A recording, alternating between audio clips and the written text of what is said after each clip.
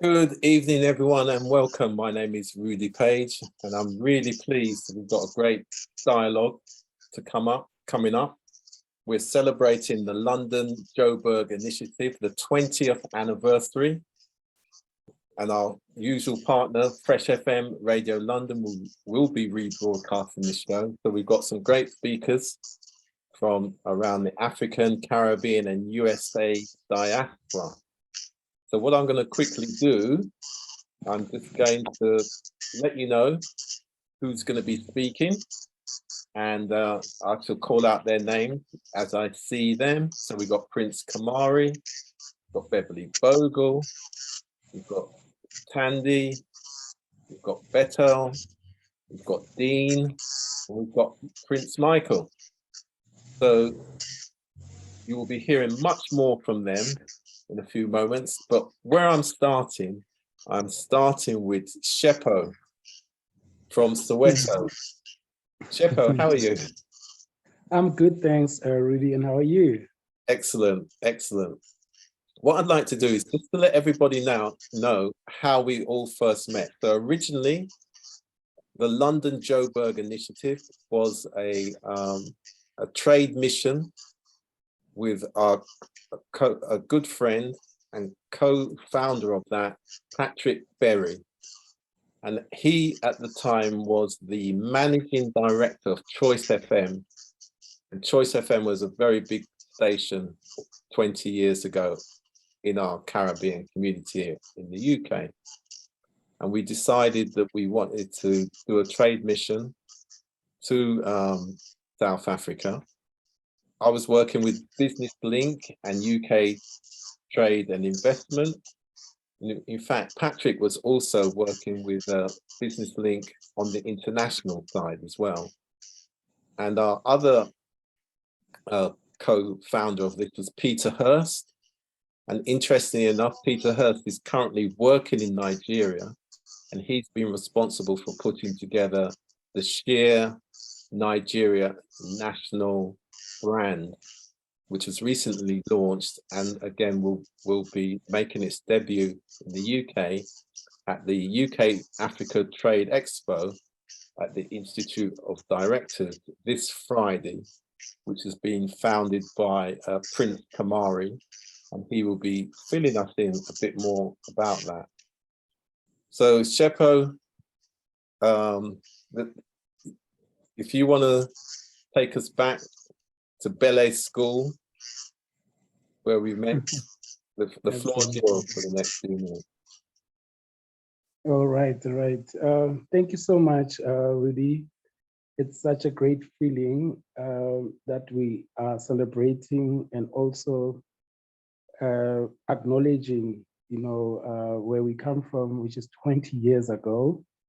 So this is a really exciting day, I must say. It means we've survived all the COVID and everything to tell a story. You put it so greatly. We survived to tell a story. Perfect. Absolutely. Yeah, so we thank God. Anyway, I'd just like to introduce myself once again. My name is Tsepo Ramutumbu, and I'm a social entrepreneur, born in Soweto.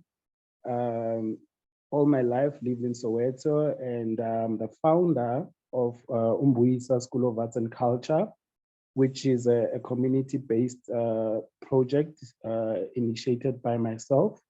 The reason being that there has never been art schools that are providing early childhood services, or would I say medium of art, different types of medium of art. So 20 years ago, humble beginnings, when we met, it was still a passion-driven, noticing that there is a need. And when we met, I was working at Bele Primary School. I remember with the principal. You remember? Yeah. Yes. Mr. Uziba. Yes, Mr. Usiba, yes. And he put me under his wings. He gave us a class under the Department of Education. And we didn't have much qualifications when it came to the teaching. However, we had qualifications in the arts. So now there was a need. You remember, I mean, there was no teachers that were teaching art because with apartheid, had literally influenced people in just studying to become a teacher academically for subjects that would suit the order of the day, which is Afrikaans, and people had to become police so they can control them, or doctors so they can work for the system.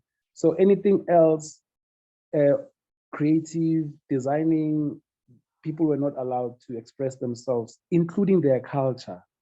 So, when we then met, you also brought that hope, when you initiated, I remember you were initiating the project from London. Leopold School.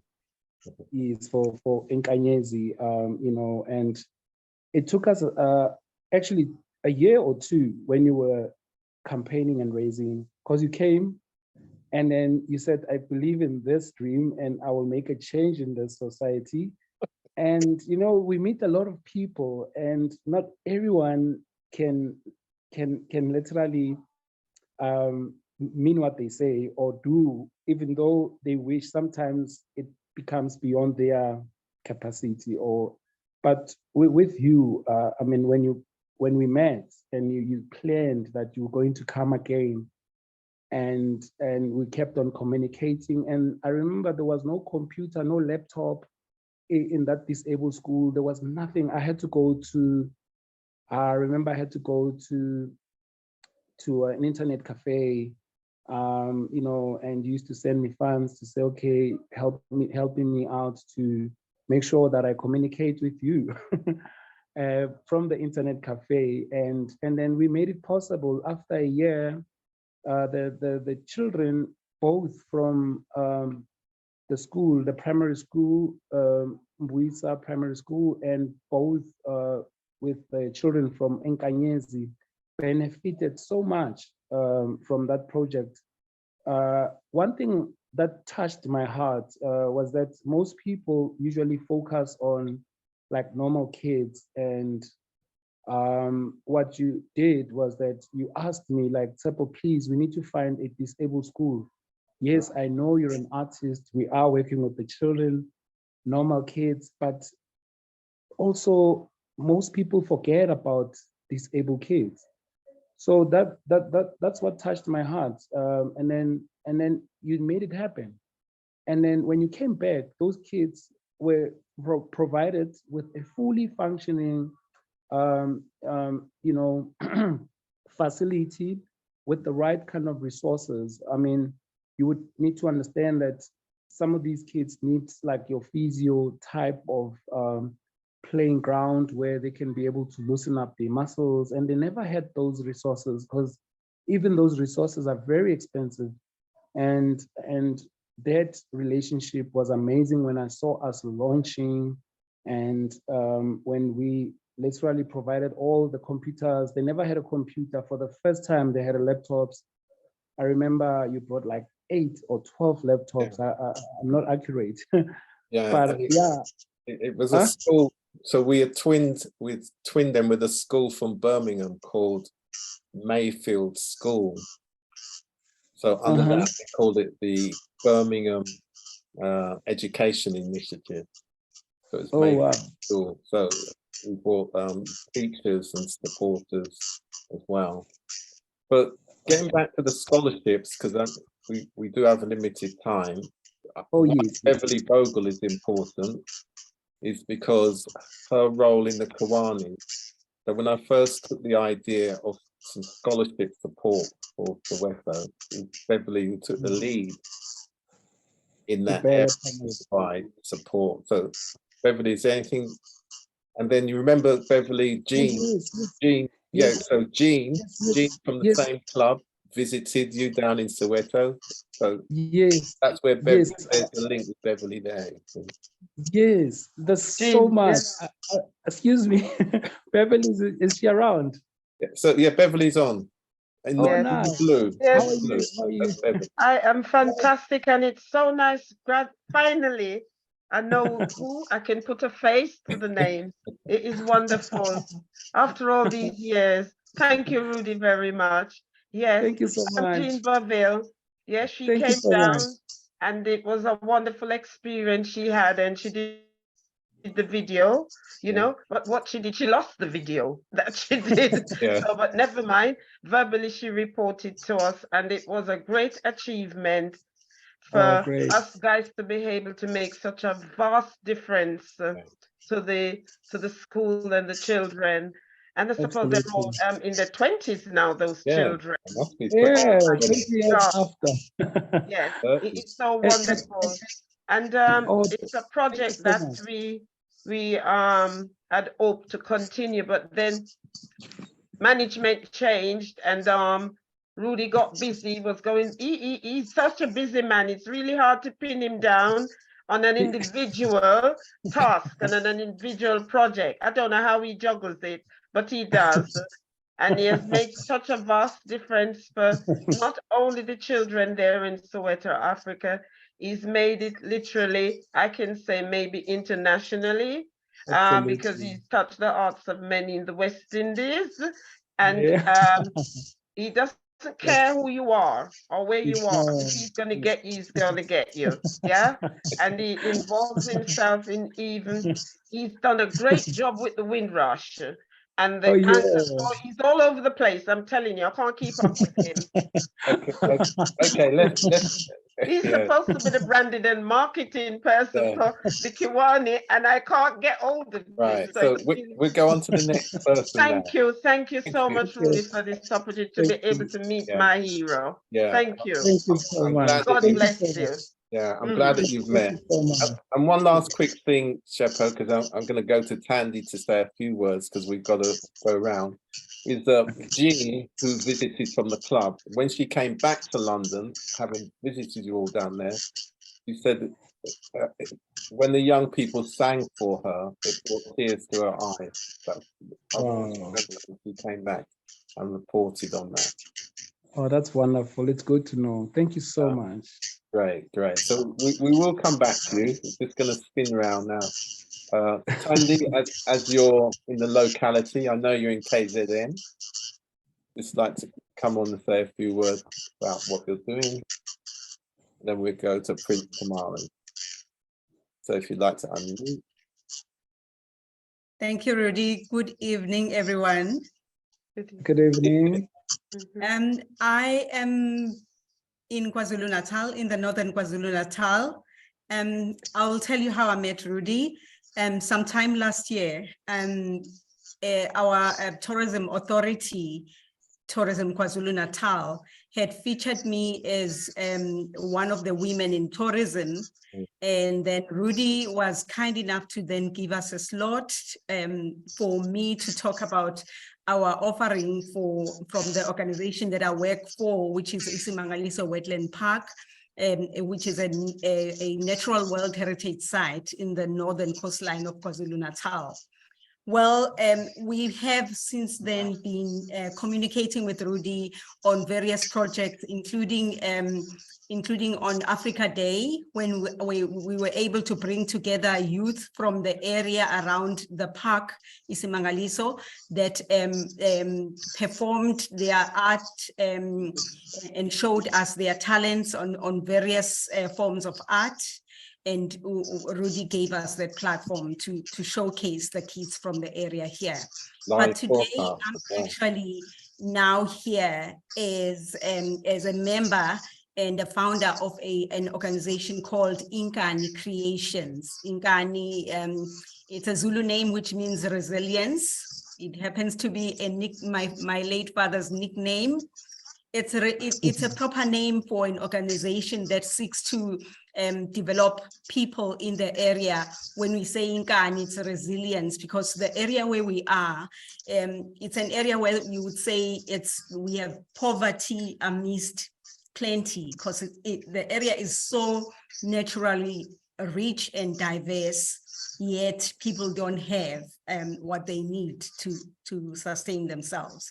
So the focus for Inkani is to try and meet people wherever they are, give them support in whatever it is that they have interest in and they are doing. Currently, we are working with a group of women that are farmers.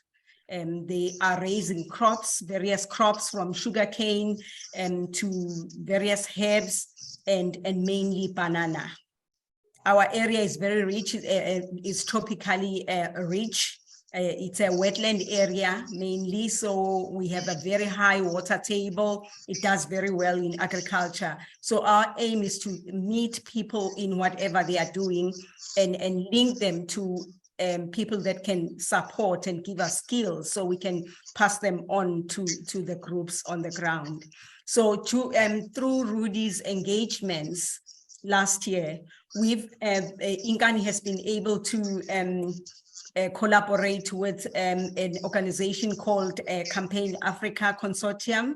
It's a group of consultants that is trying to get these ladies that are planting bananas to use the banana trees to process them to fiber materials that we can use, and we will then further on our next phase explore what else can be made from those fabrics that we will be creating. So we are working on that project and highly excited, but there is so much in this area. People in the area, they have so much talent.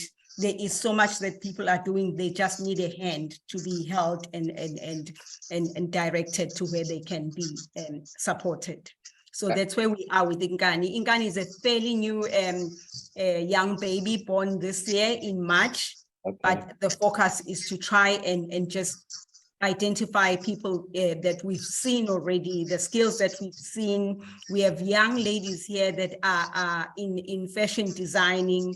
We have young men that are making leather bags and stuff that would really that need business skills in order to be able to access proper markets to make exactly what they deserve. So we are working with all those groups. That is an excellent segue to where we're going next, because, you know, Prince Kamari is also the co-founder of Africa Fashion Week London. So we expect to see your delegation here in London this time next year. That would be really good, Tandy. And then not only that, in March, International Women's Month, then we'll do a special focus on your group as part of International Women. So let me go to Prince Kamari, and then I'm going to go over to Prince Michael afterwards. Over to you, Prince.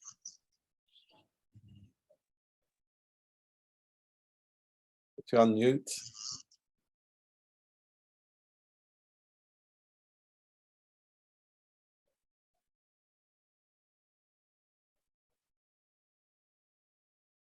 Okay.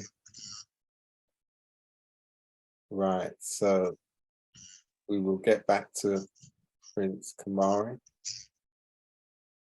Right, Prince Michael, let me come to you. Right, yeah, okay, he's back now. Let me just.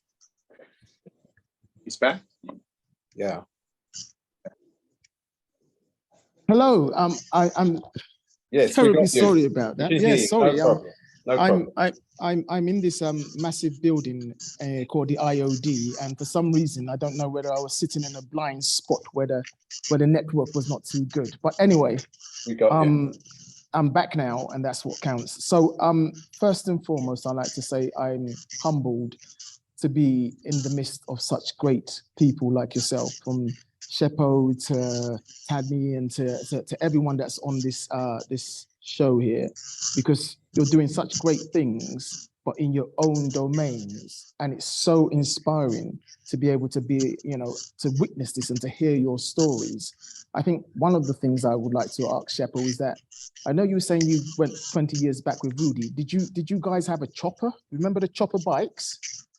Yes, Do you I remember the those? Did Yeah. anyone have those? I remember those quite well as well. Yeah. Anyway, yes, indeed. So that brings back good memories. Anyway, so my name is Prince Kamari Ademilui, and I am first and foremost the co-founder of Africa Fashion Week London, which is in its 13th year this year, 13th edition. And Africa Fashion Week London was founded by my sister and myself, and my brother 13 years ago or so, with the idea to create a platform for African designers or African-inspired designers that use patterns or African textiles in their designs, and create a platform for them for the global world. And that has been really successful here in the UK. We've also had like franchises in Amsterdam, and we're going to America as well. We just recently done Africa Fashion Week Brazil in May this year in Sao Paulo. So over the years of doing Africa Fashion Week, we've included things like sustainable business workshops, and we brought banks to the forte and how to sustain your business, not just as a designer, but if you want to, sustain the business element of things. And we've had loads of talks and loads of workshops and loads of mentorships. And over those years, what's happened is suddenly when we came to May this year, we went to Brazil and we did Africa Fashion Week Brazil, and there was a trade expo there. And it was like amazing to see an Africa Fashion Week Brazil and Trade Expo in Brazil. The only difference at the time was that there were so many people attending that they couldn't tell the difference between the fashion show and the Trade Expo, because it was just so many. They had 3,500 people attending on a daily basis. And that makes you know the gravity of how people are interested in both those areas. So fast forwarded back to London, I thought, why not do the same, but rather than do what we usually do, where we have it inside Africa Fashion Week London, let me create UK Africa Trade Expo outside of Africa Fashion Week London, if that makes sense. So what I am now is I'm the founder of UK Africa Trade Expo, which is in its first edition this year, but it still is part of Africa Fashion Week London for now. So we've got the 27th, the 28th and the 29th of October doing Africa Fashion Week London. But on the 27th is the UK Africa Trade Expo, which I'm about to explain to you what that's all about now. So just to give you, but that's just to give you some context about where I'm from and where I'm coming from and my background. So UK Africa Trade Expo is about bringing commerce and culture together for sustainable development for MSMEs and youth empowerment, specifically between the UK and Africa. So any countries in Africa, from Nigeria, Ghana, wherever you're from, we are that platform.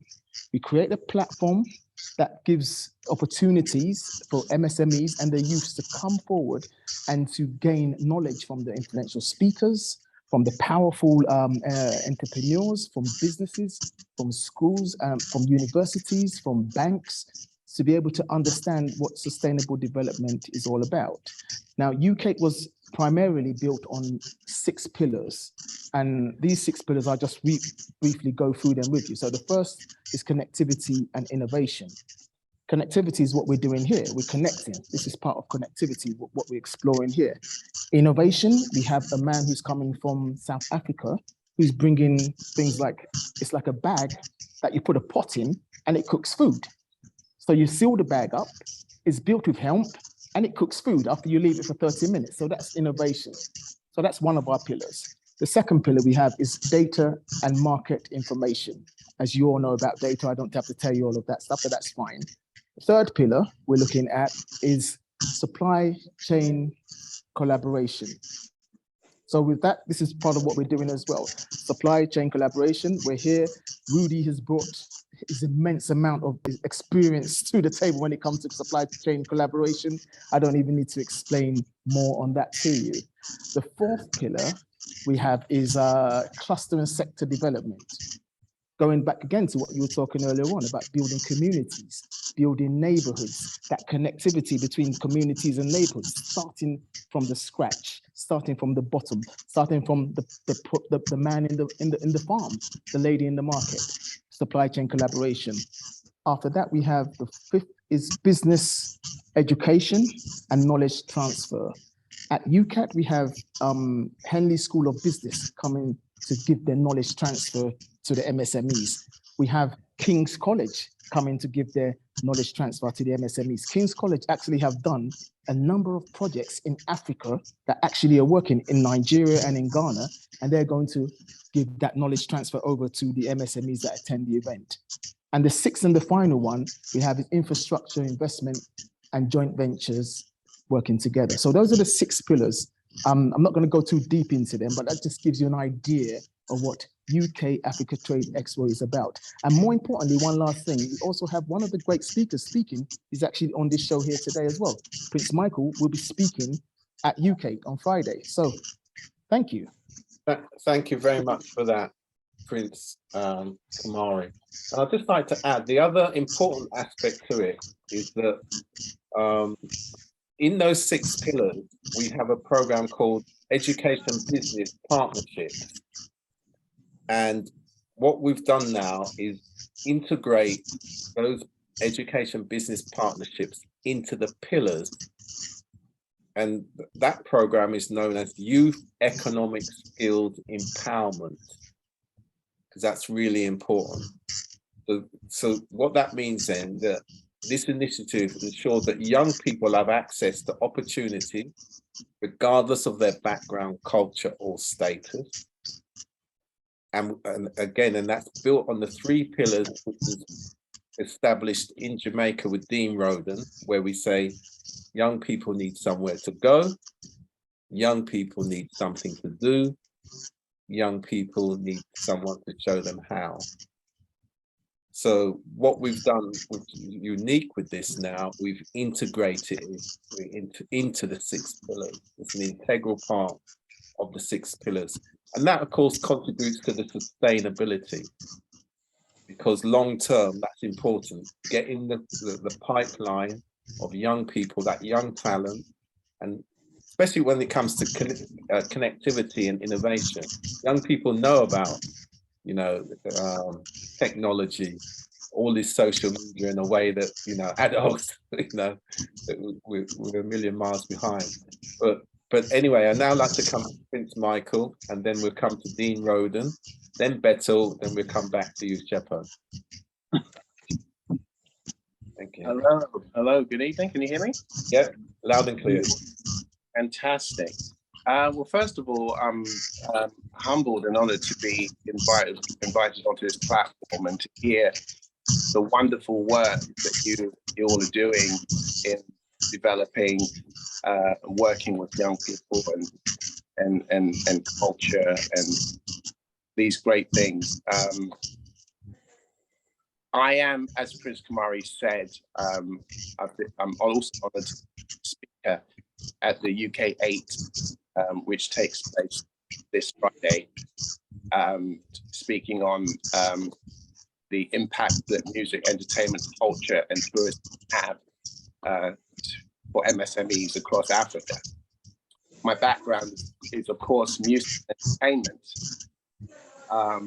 And I have spent the best part of my career working with young artists in the music business. A little bit about my background. I'm a partner and a co-owner in Music World International, which is a company that I run with my business partner, Matthew Knowles, who is Beyonce's father. It's a company he started 30 odd years ago.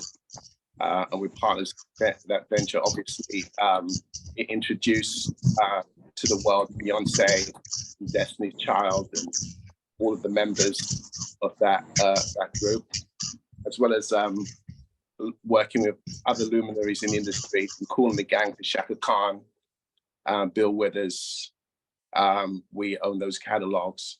My own history before becoming a partner in that company, I started the careers of Pink, developed her as an artist at the age of 16. As I said, I've always worked with young artists. And interestingly enough, I've always worked with, I would say, disadvantaged artists. It's always been artists that have been looking for their direction, if you like, or may have gone down a different path if they hadn't had the benefit of being able to utilize their talents. And fortunately, I've been there in quite a few instances. I was also a consultant for the late great Amy Winehouse, who sang for me when she was 16, and developed and advised on her career as well. So my whole career has been that. I started my first company with Sony when I was 19 years old, but I'm from humble beginnings. Although I am Prince Michael Keledejo, you know, I grew up in London, and definitely an urban background. With all that entails, lots of the color and interest and grittiness that entails. But you know, I'm really here to learn. And in the recent times, myself and my business partner, we launched a streaming company out of Africa called Me Playlist, which receives significant global press. But really, you know, we are definitely new to what's going on in Africa, and you know, the informalities of some of the things that we've dealt with have been interesting. So we're making interesting headway. We also right now are developing a project with my business partners in our business partners in media, Matthew and I, Music World, the makers of the X Factor, and that primarily is developing a television show which is going into Africa and really developing and discovering the talents of youth. We're spinning out pretty much the same methodology of talent that has been used for huge Western acts like One Direction and you know, JLS and all of the big acts. We're actually currently in the process of developing a show which is going to explore the talents of Africa, culture, youth, and develop that and export that out to the rest of the world, to a number of countries. So we're looking for. It's great for me to be here, and really listen and learn and be in the presence of a lot of the people who are really on the ground working and doing that work, because that's what I've done pretty much all my life in the Western world, and we're definitely looking to do a lot of that in Africa. It's time. The diaspora is working very, very well, and once again I'm really pleased that what you put together here, Rudy, and Prince Kamari. Thank you for also inviting me and giving me the opportunity to speak at the UK8. Thank you. Great, thanks a lot for that, Prince Michael. Right, we're going to quickly go to Betel. And if you'd like to unmute Betel, and then Dean Roden. And then we go back to Shepo. Okay. Good evening, everyone. Let me start by saying thank you so much for this opportunity to be on this show. My name is Betel. So I do say I'm from the most beautiful part of West Africa. That's Mambila Plateau, Taraba State. I'm into tourism. And then currently now, we are working seriously on how to localize tourism, how to take tourism to the local level. we are common people can actually benefit the advantages that tourism has. Currently, we are working on Nigeria Hiking Challenge. We'll be having first edition. Oh my God. We'll be having first edition coming next month.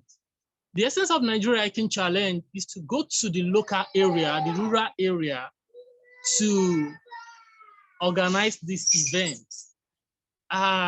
Taking Nigeria Hiking Challenge to local people, the main essence is to discover the tourist attraction site of these places and also bring the youth in, how they can actually make means for themselves out of tourism. So it includes discovering sites, it includes telling youth on how to go about things, making life bearable for themselves, empowering them in a way. So that is what Nigeria Hiking Challenge is all about. And the event is meant to move around states, not just going to be one time event or one place event from one state ranging to another, in as much as we are having youths that are ready to get engaged and fend for themselves in line of tourism. So that is what we are currently working on. Thank you so much. Thank you very much for that, Beto. And why what you're doing is so important, because we actually met online through one of the Jamaica platforms, Country Style Community Tourism Network. And I thought it was important because what we've done, we've introduced a term called community economic tourism. And we say it starts in the neighborhood. So the model that we developed in Jamaica, which really came from the UK. So UK is very good at transforming local areas where there's been deprivation, and they in a sense gentrify the area, but also take the people with that gentrification. So the term we use is about inspiring inclusive, peaceful, caring, enterprising neighborhoods and local communities, because you can't transform a neighborhood if there isn't peace in that neighborhood. And in order to get peace, you have to share across economically, learning, skills, all those system assets at the local level have to be part of the solution, the development of the solution. So that's why we put economic, and it's about the community, because in every neighborhood, in every local community, it doesn't matter where you are on this earth, there will be people who have the talent and the skill and can organize and transform the community. And sometimes they just need some system support, other entrepreneurs, and of course the companies and organizations who are contracted, they need to contract and subcontract down into the neighborhoods.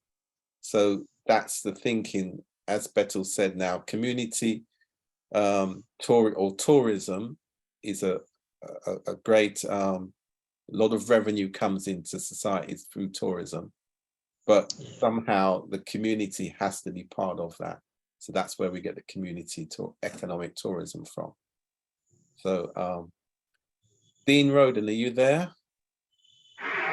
Yes, sir. Yes, sir. Right. Mr. I'd like you to... Honorable Goodwill Ambassador, Mr. Rudy Page, I feel so humbled and honored to be on this platform. You know, first, I'd like to bring you greetings, Jamaica, reggae greetings, and to our honored guests. I thank you to have me on this platform, Rudy. My name is Dean Roden, and I'm the founder of Let's Talk Under the Reggae Tree. I am now celebrating my 40 years of community service this year. And with my expertise, growing up in Jamaica, where reggae was originated from, we have came up with this idea to work with young people. And our program, Let's Talk Under the Reggae Tree, its mission is to empower, elevate, and to excel our young people because we all know young people, they need something to do and they want someone to show them how, and they need somewhere to go. So we use this platform to reach out to our young people, and what they do, they tell us what they would like to be in their career. So some would like to be doctors, some would like to be policemen, some would like to be farmers, trade people. So what we do, we get professional people in that area as mentors come and to show them what they need to do. Like for me, growing up where I used to live, Bob Marley, he would come by to have his lunch, and I was just going around cooking some food for Bob Marley, Jimmy Cliff, all those big reggae artists, and I just take it for granted as a young person. Now that I come up and I was representing Jamaica, and I hear him talk, Bob Marley, and I'm like, that guy that used to just come and play his guitar, and he was a superstar, so that's how I know. I met all the prime ministers in Jamaica, and I take these things for granted. So, knowing that I went through that experience, we start to groom our young people from now with all of these experience. So that's what our program is all about, to empower and to elevate these young people. Also, our economic tourism, our economic tourism sector, we are working with Rudy, making connection work. I'm also a part of the US diaspora. And in Jamaica, we have what is called a community business association, where I have young people in the same place where I live in Kingston, Jamaica. They're sewing like African clothes. And when you look at those clothes, you think they are from Africa, real clothes, all these trade people. So we have created a small business association with music, with all the different trade. We'd like to be, you can put our name down for the next expo in Europe, in UK, and in Africa, because that's our motherland. So there's so much, I tell you, I'm so excited to be on this platform, Rudy. And you don't talk it, you make connection work. And I can tell you, as a Jamaica US citizen, you're doing a fantastic job.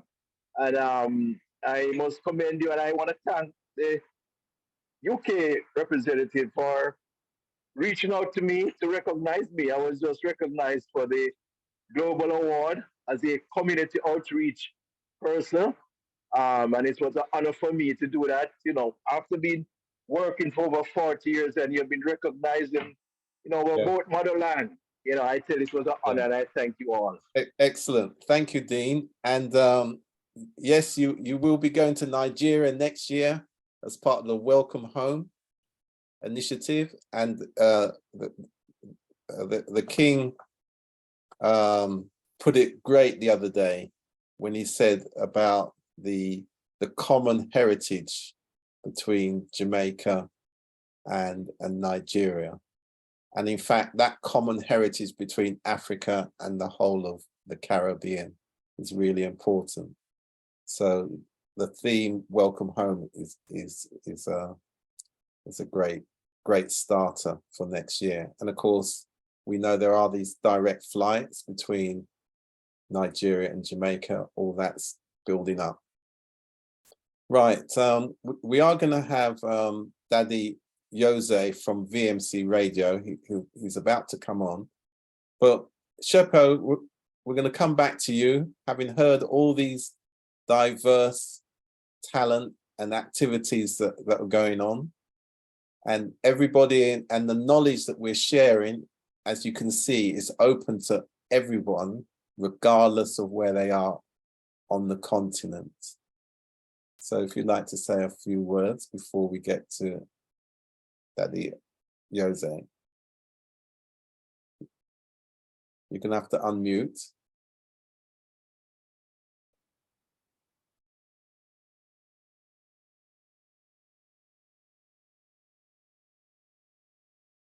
Okay. Until you can unmute, let me come back to Prince Kamari. No, what I'll do before I come back to you, Prince, let me go to Tandy, because Tandy did some great work with the young people In fact, what we did, we twinned the area that Tandy originally was speaking about, is St. Lucia.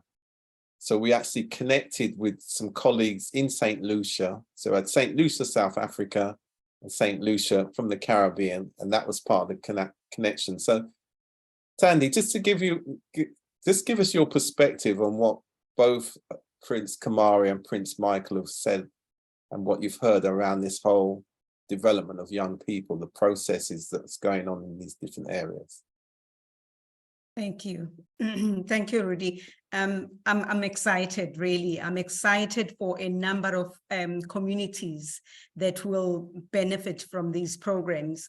But taking what Prince Michael said about exploring talent in Africa, I'm excited because part of our mission as Ingani Creations is that as we work with the communities around here, we aim to document all the indigenous knowledge that we have in the area, because there is so much that has happened, our history that has gone undocumented for years. So we want to, as we go, to document all the information that we come across.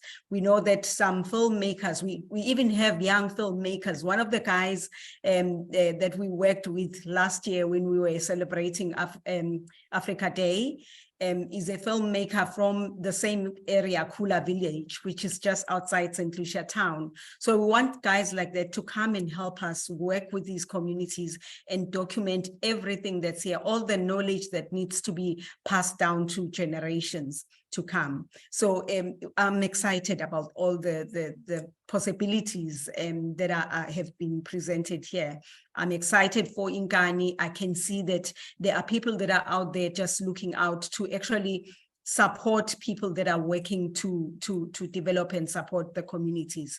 Because what we are wanting to do is to get all the skills and make sure that every young child and woman, they benefit and get all the skills they need to sustain whatever it is that they are doing. This area, which is around the World Heritage Site, it's the main economic driver here is tourism. Just about every child here is seeing themselves being a tour guide, being a tour operator in the future. But these areas like Isimangaliso and other protected areas here, they have limitations in terms of development. They are protected and they are sensitive areas. There can be so much that will be offered by these areas. So we really need to get the communities to look at other avenues and be able to live with whatever else is out there. With so much talent that we have, we can actually achieve a lot. Thank you. Thank you. That's fantastic. Can I say something really quickly? Yeah. That's great. That's exactly what I'm here to hear. You know, ironically, I'm from the UK, and when I was coming through in my industry, I actually didn't have any mentors. I had to get on the plane and travel to America, believe it or not, and where I found mentors that looked like me and assisted me, mentors like Robert Coolbell from Kool and the Gang, Nada Michael Walden, Whitney Houston's producer of 8 #1 records, very good friends and uncles of mine now. Matthew Knowles, my business partner, Beyonce's dad. I didn't find these people in the UK. I had to go out and really go to a place where someone would give me an opportunity. It wasn't easy. And so really now it's great that I'm in a position to actually bring that experience and my significant partners to Africa and provide that experience and mentorship internationally to people and communities. That's because I understand it, because I understand what it's like not having that. It's really my life's mission, really, to be able to provide that for communities in Africa. So and also to really work with national tourism boards across Africa, because ultimately looking to take whatever we document, take this talent and take this wonderful culture and export it to hundreds of countries around the world. So having that opportunity, I would love to continue this dialogue and connect with you and other wonderful people going forward. Thank you. Thank you. Prince Kamari, you were going to say? Yeah, I was just based upon what Prince Michael was saying there, the underlining word is connectivity, which is one of the pillars that UK is built upon. And more so the fact that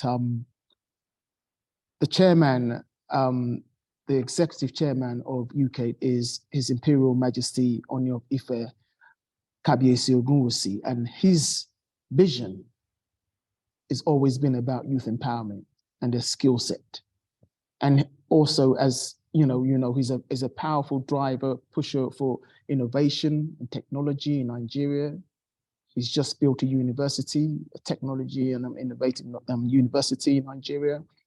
He has a microfinance bank that funds MSMEs at the lowest levels possible. And he is in full support of what we're doing in terms of coming together, but not just for Nigeria, also for countries like Jamaica coming on board. He mentioned something about the connectivity between Jamaica and Nigeria. Welcome home. He doesn't see a difference. He just sees different names, but same people. Yeah.